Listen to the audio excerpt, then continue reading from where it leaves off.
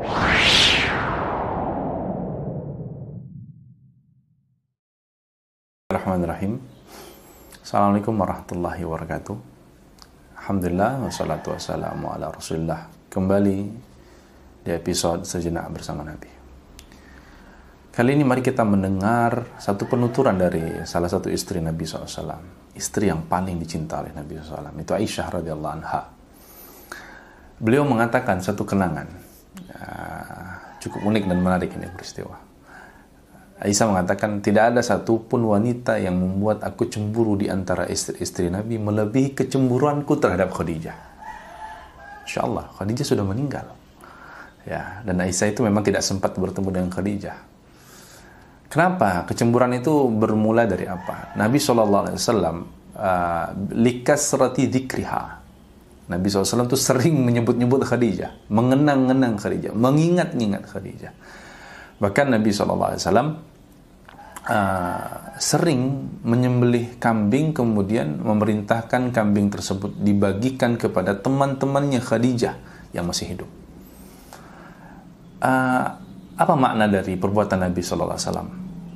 Ini adalah tentang bagaimana seorang laki-laki atau Nabi SAW merawat dan menghormati kenangan yang dia miliki. Hingga pada suatu kesempatan Aisyah benar-benar menunjukkan kecemburuannya kepada Nabi SAW terhadap apa yang dilakukan Nabi untuk mengenang Khadijah tersebut. Akhirnya Nabi SAW disebutkan dalam sebuah riwayat, Ruziktu hubbaha.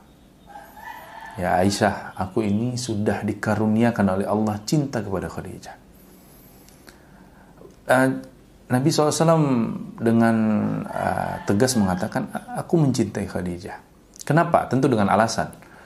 Kita tahu Nabi SAW pernikahan pertamanya dan satu-satunya istri yang membersamai Nabi tanpa dipoligami ketika itu hanya Khadijah.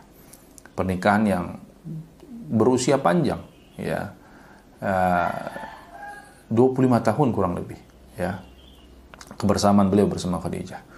Dan kita tahu bagaimana Khadijah menemani Nabi SAW ketika di Mekah berdakwah, berjuang, ya, ikut diboikot dan semua duka dan luka itu dialami bersama kebersamaan itu bersama Khadijah. Maka Nabi SAW menyebutkan alasannya. Nabi SAW mengatakan, Khadijah, ya, dia itu adalah wanita yang menolongku saat orang-orang mengabaikanku. Dia mengorbankan dan memberikan hartanya untukku ketika orang-orang lain pelit kepadaku. Dia yang kemudian selalu membersamaiku saat orang-orang pergi meninggalkan. Dan aku mendapatkan anak darinya yang tidak aku dapatkan dari wanita-wanita lain. Ya. Jadi Nabi SAW memberikan satu sikap kepada kita tentang bagaimana seharusnya setiap orang itu menghormati kenangan yang dia miliki, ya, kenangan bersama orang-orang yang dia sayangi dan dia cintai. Dalam kesempatan yang lain, Nabi SAW ya juga berkomentar tentang Abu Bakar radhiyallahu anhu. Ya, Nabi SAW mengatakan, orang yang paling berjasa atau orang yang paling banyak kebaikannya kepadaku adalah Abu Bakar As-Siddiq radhiyallahu anhu. Ya. Kenapa? Ya, karena dia menolongku dan sudah memberikan semua yang dia miliki untuk membantuku dalam dakwah Islam ini. Kita tahu, ya, Abu Bakar adalah orang pertama yang masuk Islam dari kalangan laki-laki dewasa. Kebersamaannya bersama Nabi sudah berlangsung sebelum Islam dan setelah Islam. Dan Abu Bakar As-Siddiq adalah orang yang disebutkan dalam Al-Quran Thaniyasnaini fil ghar, orang kedua yang bersama Nabi di dalam gua. Dan perjuangan Abu Bakar bersama Nabi, subhanallah, tidak akan pernah ditandingi oleh siapapun. Saham amal soleh yang diberikan Abu Bakar untuk Islam dan untuk Nabi SAW tidak akan pernah mampu dikalahkan dan disaingi oleh siapapun. Ya. Dan cara Nabi SAW menghormati kenangan itu adalah menyebutkan kebaikan-kebaikan Abu Bakar As-Siddiq radhiyallahu anhu. Maka teman-teman merawat ingatan yang semoga Allah rahmati. Di episode Bersejenak Bersama Nabi SAW kita belajar tentang arti kesyukuran yang sesungguhnya, arti berterima kasih yang sesungguhnya. Nabi di dalam hadis yang lain mengatakan lam yaskurillah ma lam yaskurin nas. orang itu tidak akan pernah dihitung bersyukur kepada Allah selama dia tidak pernah mampu menunjukkan rasa terima kasih dan syukurnya kepada orang, kepada manusia, maksudnya kepada orang yang punya jasa dalam hidup. Imam Al-Munawi ketika menjelaskan atau mensyarah hadis ini mengatakan, kenapa kita diperintahkan harus bisa berterima kasih dan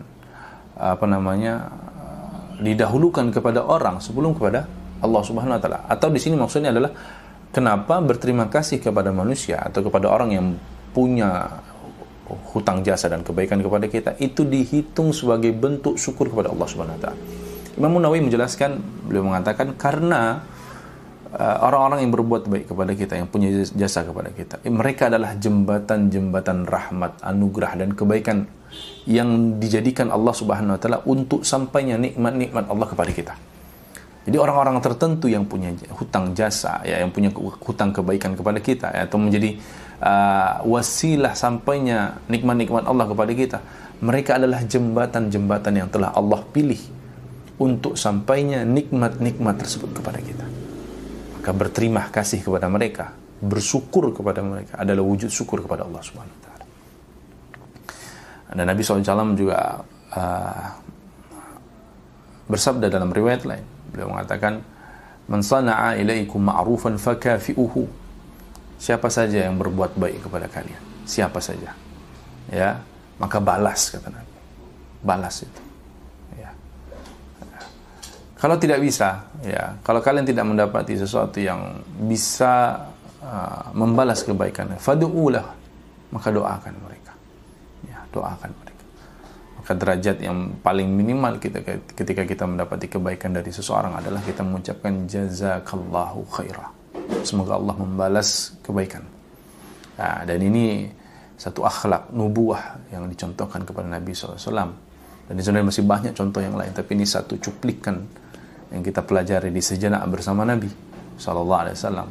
Sikap menghormati kenangan, mensyukuri kebaikan, dan berterima kasih kepada siapa saja yang punya jasa dalam hidup kita.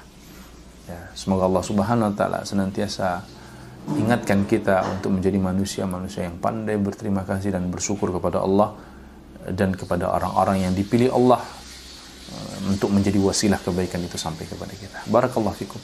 Semoga manfaat. Assalamualaikum warahmatullahi wabarakatuh.